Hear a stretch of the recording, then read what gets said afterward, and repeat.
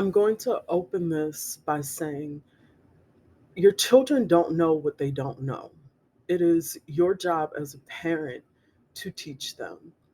And the best way to teach them is to allow them to feel safe with you so that they can learn, that they'll be open to learn from you the lessons that you have to teach them about life.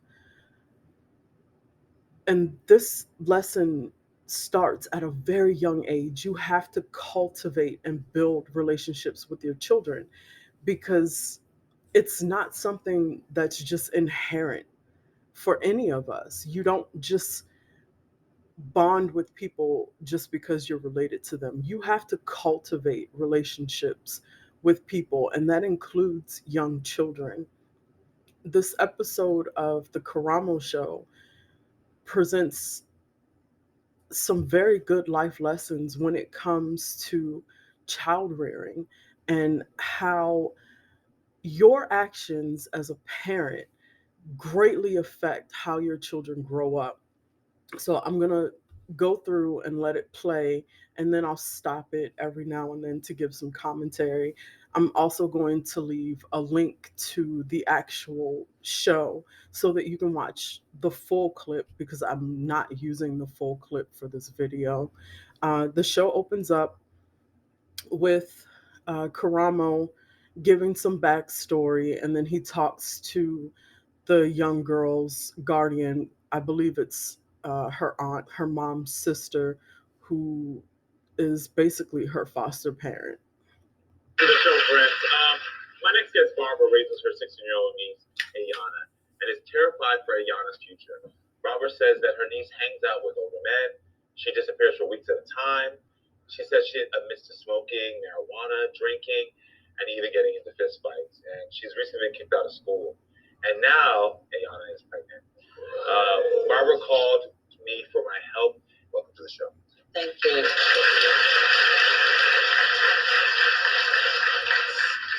So, Barbara, I can only imagine what you're going through because I know you're stepping in to support your niece, and Ayana sounds like she's having a difficult time right now. So, tell me what's going on. Well, for starters, I did get her at a young age with her mom because her mom actually got caught up in a little mischief, and then now she's wrongfully in prison, fighting, trying to get out. And with that being said, Ayana just basically just wants her mom. I mean, I got not just Ayana, she has a younger sister as well. And with that being said, it's like no matter what I do, the school, CMO, movie responsible, whoever, just okay, I'm gonna pause it here. When I first watched the clip and I heard the aunt say that Ayana's mom got caught up in some mischief, I kind of gave it a little side eye because you don't just get 20 years in prison over a little mischief. And I actually did take the time to look up the story, and I will say that she did get caught up in a little mischief. Um, Granted, it was not little, it was very big. Apparently, the girl's mom, the woman that you see on the screen here, she was a drug addict. And she was doing drugs with a friend of hers at the friend's apartment. Her husband was there. Apparently, someone came into the apartment where they were smoking crack and knives were brought out. Everyone in the house got stabbed, and the friend, the woman that she was doing drugs with, ended up dying.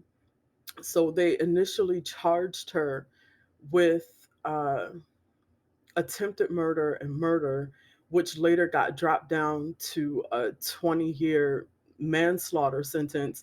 And now they're actually overturning her sentence due to some technicalities and some stories that didn't match up between people who witnessed and who were there and who were actual victims of the stabbings. Um, but yeah, It's a really sad story. So from this, we can see where the problems with the young girl Ayana actually start is because her mom was a drug addict, even though they don't mention this in the show. But when you are paying more attention to an addiction, or you're self-centered or narcissistic, selfish and things like that, and you have children, your bad habits or negative actions or negative words have a great effect on your children, especially if they are young and impressionable. We see that her mom was not being a very good mom because she was an addict, and now she's in prison for allegedly committing a crime. So this is the where the girl's downfall began, is actually in her mother's care. Going with Ayana. Wow, so Ayana, this is Ayana's mom who got 20 years in prison? That's her. Absolutely. Wow. And so she went in when, how old was Ayana when her mother went to prison? 8. 8 years old, okay. So her and her sibling have been missing out on their mother for a long time. Yes. Yeah, okay. And so how does Ayana lash out at you? She calls me all kinds of foul names, like, uh, you bitch, I don't have to listen to you. And, she's just very aggressive and angry. Yeah. And what are your type of disciplinary actions? Oh, well, me at that age, I take everything from her that she likes. Do you have contact with Ayana with her? Every day. You do? Do you tell her what's going on with her? Every day. And what does her mom say? She tries to calm her down to allow her to know that, she'll be home soon. So how often does Ayana leave the house and not tell you? Every day. Every day. She would say, I'll be back. And I wouldn't know when she come back or where she is. Because I would have to put her into the system as a missing person. So, I'm going to stop it here to say that the reason why Ayana feels that it's okay for her to come and go as she pleases is because she pretty much had to raise herself. She never had an adult figure guide her on the path that she needed to go. She had to be in charge of herself. And I believe she also has a younger sister. So she probably spent a lot of time taking care of the little sister also. So Ayana grew up always being in charge. And now that she's in a home where there's actual responsible adults present, she doesn't know how to be a child who has limits and boundaries set upon her. All she knows is that I've been doing what I want, so I'm going to continue doing what I want. The only difference now is that she doesn't have to be responsible for her little sister. She only has to be responsible for herself. I think I had probably like 8 or 9 write-ups missing person because I can't allow her to be gone for so many hours and not report that she's actually gone. Of course, because you never know if something could actually be gone. Absolutely. So how long will she be gone for? What's the longest amount of time? 2 weeks. 2 weeks. 2 weeks. So why won't they take her back at school? Because I know she's out of school as well. Oh, because she actually brought like marijuana to school, and the school has a policy to where, as far as drugs and alcohol, if you're tested positive, then suspension is in order, other than, the regular protocol where, you go into a drug and alcohol program. And I have done that with Ayana like 4 times, but she wouldn't go to the treatment. So with that, the supervisor was like, she can't come back, that she need patient care. I will say this about drug and alcohol treatments. These facilities don't necessarily provide adequate help for children, and Ayana is a child. Um, these programs are more geared towards adults who have adult responsibilities, and they're also geared towards people who have really bad, serious addictions to opioids, hard drugs like crack, meth, heroin, and things like that. Going into a drug and alcohol program is beneficial for those who they created the program for, but it does not take into consideration that some of the people who are being forced to come to these programs don't fit the criteria. And who doesn't fit the criteria are young, mischievous children who are either experimenting with drugs or smoking pot. And this young girl, Ayana, is 16 and she smokes pot, but they're trying to force her to go into a drug program for adults who have opioid and heroin addictions. This is why it doesn't work. They don't have any programs geared towards people her age or the drug that she's using. Good to know. Ayana is feeling a little uncomfortable. She's 16. So we're going to try to make sure she's all right. Hello. You okay? You nervous? Can I say hello? You nervous? Yeah. I know. Good. Here, you shake my hand. Nice to meet you, Karamo. You want to come on out? It's going to be a good conversation. Come on out. All right. There you go. There you go. Woman out. Yeah. It's going to be good out here. Everyone say hello. Everyone give it up for Ayana.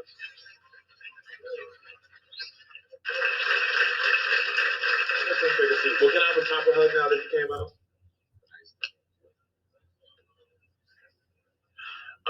All right, so we heard a lot about what's going on. I want to go back a little bit. Why did you feel like you needed to act out? I don't know. I'm gonna say act it out because when I lost my mom, I feel like I ain't have nobody. So Yeah. I was just hanging out with the wrong crowd, and I thought drugs was a solution. So you say you don't feel like you have anybody because you lost your mom. Do you feel alone right now? No, I have my aunt, like, because our relationship got better. But, like, in the beginning when I was younger, I feel like I didn't have no type of support and stuff. Yeah. Do you still talk to your mom when things happen and when you're feeling a sort of way? Well, sometimes, not all the time, because I don't really want to stress my mom because I'm a predicament she in, but I talk to her about most of my problems. Do you feel like that you have the comfort from family and friends to support you? I don't necessarily fool my family. I talk to my aunt about certain stuff. Before as like my family, like close family, I don't really. Why don't you want to talk to your family? They're not supportive of anything at all. Got it. Does your mom know that you're pregnant? Yeah, she knows. She's happy. One thing that I will say when it comes to close family and close friends or family friends, if they are not there to be supportive when you're going through your really bad times, like all of these family members were there and they knew Ayana's mom had a drug problem and they did absolutely nothing to pitch in to either try to help herself or do anything to try to help these children who were under her care while she was suffering from this addiction. So to hear Ayana say she's not close to her family and she doesn't go to them because they've already established the fact that they are not going to be there to support her if she needs them. So this is why she feels alone. No one has ever stood in her corner when she was smaller to pull her out or have her back or give her support when she really needed it. So now that she's older, she's learned how to navigate the lifestyle that she grew up living in and she's making decisions for herself. Granted, the decisions that she's making are not good for long term, but we have to keep in mind that she's 16. And instead of these family members understanding that she had no one there to guide her, they simply jump on her for all of the negative things that she's doing now, despite the fact that no one's ever taught her how to do anything better. She's happy? Okay. Are you happy about being pregnant?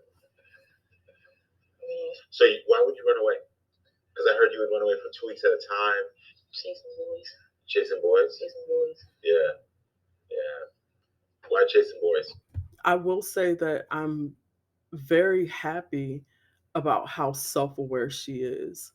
Um, it's very rare to see a girl this young who has absolutely no qualms in admitting her own faults and pointing out realistic views of what she's going through, how she's feeling, and why she's doing the things she does. Most of the time, when you ask a kid, well, why did you do this? The first thing they do is look at you like you're speaking a foreign language and then they say, I don't know. But this young lady is very self aware, and I will give her credit for that. I guess I was looking for love. I guess you can see that basically, but So I want to go back now to school. What did you do in order to not be able to go back to school? I brought drugs to school. The first time I got kicked out, I brought drugs to school. And then I went to the program, and like when I said, I only went to the program one time, and I never went back. Why did you want to go back? I don't feel as though I don't. I don't know honestly. I was being hard headed. I could have went to the program. It was not that hard to really do. But me, I didn't want to waste. I felt like it was a waste of my time. Yeah. So I didn't want to. Were you scared to go there? Okay. And why do you think it was a waste of your time? Because it's like, how y'all gonna tell me I'm addicted to something when I know I can stop? And it's like, Do you think you can stop smoking weed? yeah, I can stop smoking weed. It's not hard. Yeah. Have you done it? What? Stop smoking weed? Have you? Yeah, at this point in time, yeah. Because yeah, you're pregnant. because I'm pregnant. I want to know for you, do you want to be better? Yeah, I do. Do you? Yeah, I do. And when you say you want to be better, what does that mean? Like career-wise and financially and everything. And why is it? Is it only because of the fact that you're pregnant, or is it because you just want to be better for yourself? Because I got a little sister. And I gotta still do what I gotta do for her, whether I got a child or not. You're pregnant now. Do you know who the father of the child is? Okay. Who is it? I'm not gonna tell you that. Okay. Okay. Has your aunt met him? She don't. She doesn't want to meet him. I know. I don't want her to meet him. Why? Because he's Older. Got it. I could assume that from the fact that your aunt told me you hang out with older people. Oh, this is horrible. If you go online today, there are so many male led podcasts with men speaking about how they chase after young girls because these young girls are more cooperative. When in reality, it's not that these young girls are cooperative, it's that they're impressionable and they're naive. They don't have any life experiences. They don't recognize red flags. So it's easy for an adult to manipulate them and use them for their own pleasure and get them to do whatever they want them to do. This girl was preyed upon by an older man, a grown man. He got her pregnant, and now that he actually has to be responsible for something, he pretty much dropped her. She's young, naive, impressionable, and he took advantage of that. Um, I understand that she may be in a space where she believes she's in love with him, but in actuality, he needs to be in prison for statutory. Um, this is not good. It's not conducive. It's not going to help her in life. It's not going to be beneficial to her or the child she's carrying. You don't prey on vulnerable people. And if you are an adult chasing after a child, you are a predator. Simple as that. There's no situation where this is not true or that you can justify being an adult using children for your own sexual gratification. And if I were her guardian, her aunt in this case, I would definitely do any and everything I could to have this man jacked up by law enforcement so that he could pay the punishment for preying on this little girl the way that he did and getting her pregnant. Simple as that. There's nothing you can say to excuse a grown up preying on a child. Does he know that you're 16? He does now. Yeah, I know he been new. I don't lie about my age to nobody. If you want to mess with me, you fine. Got it. Okay then. Got it. Is he in your life now? Oh, No. Kind of off and on. kinda off and on. How does he feel about becoming a father to your child? Does he want to support? I don't know. He's like. So he does know that. He knows, but he gives me mixed emotions. But I don't really care. He's saying that at the end of the day, it's my decision. It's not your decision. And if you knew you didn't want that, then you should have never. Yeah. Yeah. Has anyone ever talked to you about like using condoms and all that stuff? And I'm not being funny, like because sometimes we never have the conversations. Yeah. All the time. Why have you use condoms? You want me to lie to you or you want to be honest? I want to be honest with me. I don't like the feeling. Yeah. Okay. But it depends on. I'm not gonna say I don't use it all the time. I'm just saying like it depends on the part. Like when I first meet you, I'm not just gonna be like, oh, we about to, you know. This is why children need sex education. That right there alone. This is why I say your children don't know what they don't know until you teach them. And for whatever reason, a lot of adults, parents who are in charge of children have this fear about talking to their kids about sex and relationships and love and how things are supposed to work out, how it feels. Just because you talk to your children about sex and safe sex, protection, how to guard their hearts and have respect for their bodies, this does not mean that you are condoning them to have sex. Just like if you were to join the military, you don't condone going to war and taking someone's life.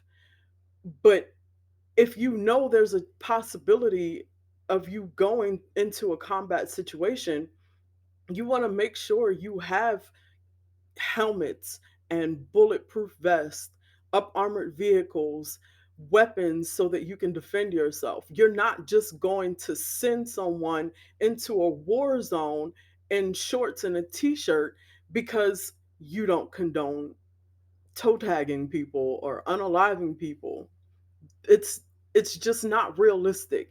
You can't be there to watch your children 24 hours a day, 7 days a week, 365 days a year. So the best you can do is to prepare them properly and arm them with all of the information that they need so that when they are not in your care, they know how to care for themselves. Talking to your children about having safe sex is not you condoning them having sex, it's you preparing them for the world in the proper way.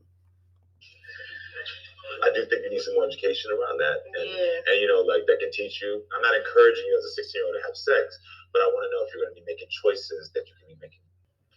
Do you hurt a lot? Do you have a lot of pain? Yeah, I do. You do. Yeah. Do you get to ever talk about that with somebody? I don't like to vent to people. Why? I just feel like there's no reason. Because I'm gonna tell you what my problem. Most of the time when I tell people my problems, they laugh at my problems. People laugh at your problems. Yeah, and even when I try to talk to somebody that I trust about my problems, it's like you don't understand. You don't know where I'm coming from. So it's like, why do I talk to you about it? Yeah. You don't understand what. Because you feel like you don't get judged. I hear that constantly with you. It's like when I talk to people, there's judgment, there's judgment, there's judgment. But I will tell you this: that sometimes adults make these choices and try to. We have our own lives and we get caught up, and it's not right. But sometimes we forget that young people are just making decisions that they don't know how to make. And so we do a disservice to you by judging you and judging what you're going through. And I'm not talking about you, Ms. Martin, because I believe you're doing a great job. But I want to let you, I want you to know that I'm sorry for the adults that made you feel like you're judged. And I want you to know here you're not being judged. Here I actually believe that you can have a great future. I think Karamo touched on a very good point in this segment. So often, adults will treat children as if they should have just known, or you should have just made the right decision. Navigating through life is learned experience. And the lessons that this young girl was taught throughout her life was not how to plan, set goals, and accomplish them. She was reacting. Her entire life so far has been reactionary. And a lot of adults don't take into consideration that you too were once a child and you too did not know what you did not know. You had to experience life. And then after she went through the experiences that she went through, there was absolutely no one there to explain what happened to her or to teach her how she could better navigate those situations if she were ever put into them again. Whereas a lot of us, we did have that guidance. So if we messed up, we had our parents and teachers and counselors standing in support to tell us, well, if this ever happens to you again, you can do A, B, and C. Like I said, and I'll keep saying, your children don't know what they don't know. So you can't brush them off or blow them off whenever they are trying to navigate their way through life without any guidance or assistance. It is our duty as parents and adults, teachers, guardians, therapists, gym coaches to help these children navigate their way to better decision making. Believe that you can get to a place to open up to people. Do you want to open up to people? If you have the right person, you open up to me today. And you were just back there acting shy. You were just back there talking about no. You just opened up to me. You just told me a lot of things. You was like, "Can I be real?" And I was like, "Yeah." You were very open and vulnerable with me. I can honestly say that I think this is the first time in this young girl's life where an adult actually sat down and heard her out, which is why she's not open. She's never been given the opportunity to be open with anyone about her emotions, feelings, and thought processes. Karamo's presence is the very first time an adult has ever sat down and allowed her to speak freely without blowing her off or passing any judgment. And she, as a child, should have every adult around her giving her that opportunity and space to express herself and share her emotions and feelings. This should have started with her mother. But of course, we know her mom was in the midst of an addiction and now she's in prison. And this girl has absolutely no idea what it feels like or how to even begin to garner the positive attention from the adults in her life so that she can share, vent, and get guidance. What made me different? Huh? It just feel great. I'm not gonna lie. You feel about it? I'm glad to hear it. Okay. Yeah. Yeah. Yeah, makes me feel good. Yeah. Makes it like a start for her. A start. Yeah. It's a start. But Barbara, I gotta tell you this as well. Is there anything that you want to say to your niece on this? Anything at all? No, I'm just happy that she's actually making the right choices. And again, like I said, her. I think this was a missed opportunity for this aunt. This was her opportunity to show her niece that I am in your corner. I do love you. I do care about you. This was her space where she could have looked that young lady in the eyes and told her, I'm going to cultivate a safe space for you so that you can feel like you can come to me whenever you are having an issue or having an emotion that you don't know how to name or how to deal with. This was her opportunity to give this young lady the encouragement and self-love boost that she very much needs. Tell her she's beautiful. Tell her she's loved. Tell her how much you care about her. This way, she won't continue to keep going out into the world trying to find love and acceptance from all the wrong places. This was a big opportunity that this aunt missed out on by not expressing how much she actually cares for this little girl. And I think that that girl really needs someone to show up for her. And that would have been a great space for her aunt to be the adult who actually showed up for her for once. You know, being pregnant, having a baby, preparing to have a baby had actually calmed her down a lot.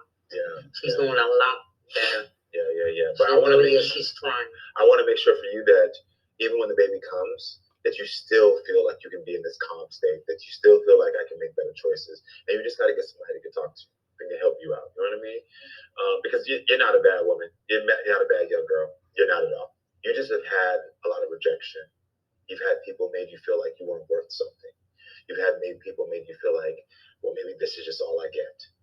But I want to be the first, second actually, because I know Ms. Barbara's did this for you, to tell you you are worth so much more. And you know that running away and things like that were hard. Anything you want to say to her? I apologize for putting you through everything I put you through. And I appreciate you for keeping me on his stand up. Absolutely, not a problem. Oh, yeah. We're going to fight this battle on our own. Like we've been. Not a problem. Don't make me cry.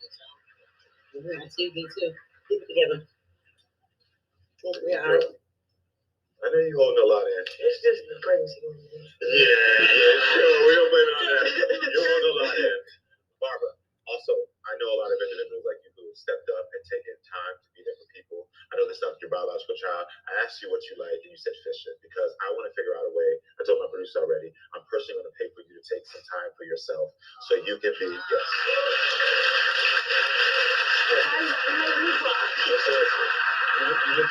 You deserve a moment for you to say thank you. And I really appreciate what you're doing because it's people like you that literally step up and make our world a better place. Thank you. Yeah. Y'all gonna be all right. Just know that I love y'all. All right. All right. Give it up for them. I really wish nothing but the best for this young lady in her future. And I believe that she has all the potential to go on to be so successful in life, whether she decides to keep this baby or not. She's a very pretty girl, very smart, very self aware. She just doesn't have the guidance that she needs. And I think that if she were to get proper guidance, she will do so great in life. Um, but she's young and she's naive, impressionable, and she had to grow up really quick. And it's not just because of her being pregnant or having a child. She literally had to learn how to take care of herself and her little sister at a very young age because she did not have proper guidance in her life. She didn't have anyone there to teach her or anyone there to tell her how beautiful and smart she was. There was no one there to help her learn how to cultivate a sense of self worth and self love or self care. She never had anyone in her corner that would just create a space for her to be open and free and share. So now she's bottled and she feels like she's alone. And it's understandable. We have to be better as adults when it comes to raising our children. We have to ensure that they know how much they're loved and cared for. We have to be their space where they can land on something soft. We have to be open and honest with them about the ways of the world and things that could possibly happen to them. We have to arm them with the knowledge of how to protect themselves when we are not around. We have to talk to our children about what relationships are, how they're supposed to be. We have to talk to our children about sex. That cannot be a taboo subject between children and their guardians. You have to talk to your children about sex. That does not mean you condone it. It just means that you are preparing these young people to protect themselves at all costs.